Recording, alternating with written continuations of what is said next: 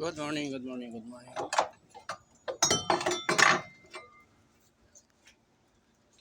Ano tayo ngayon? September 18. Check tayo ng gulong.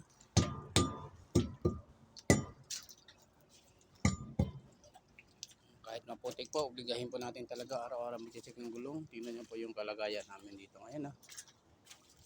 O dahil sa magdamang ulan, putik. Ayan po. Kaya paano ka makapaglinis yan ng sasakyan? Ganyan.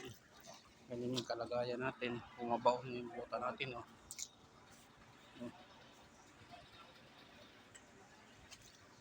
Lalim oh.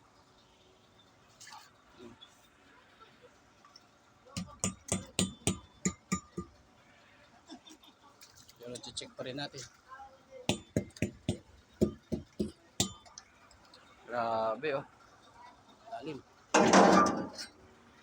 Atras. Hindi kaya. Lalim. Mas mababaon yung bumbuta ko.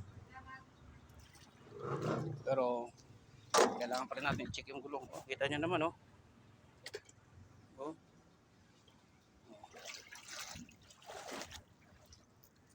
Ay, di kabila dumaan.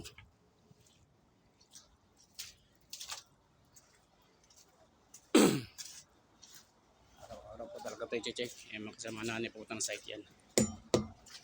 Yan sila.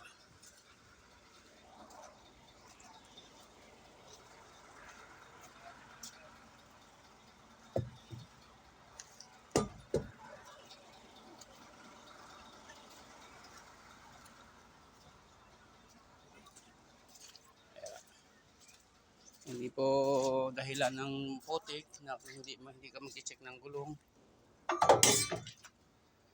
Kasi kailangan mag-check pa talaga tayo ng gulong kahit maputik. Kasi yan po ay obligasyon natin na mag-check ng gulong bago tumakbo, bago ma-deploy. Yan po ay SOP ng mga driver. So ito po muna ang ganap natin. Magandang umaga po. Dito po ito sa Ma'am Plaza Stockyard. Yan, tingnan niyo po sitwasyon. Laban naman tayo kay maputik para kailangan natin ng trabaho eh. Pabawi na natin kapag mainit na. God bless po. Thanks for watching.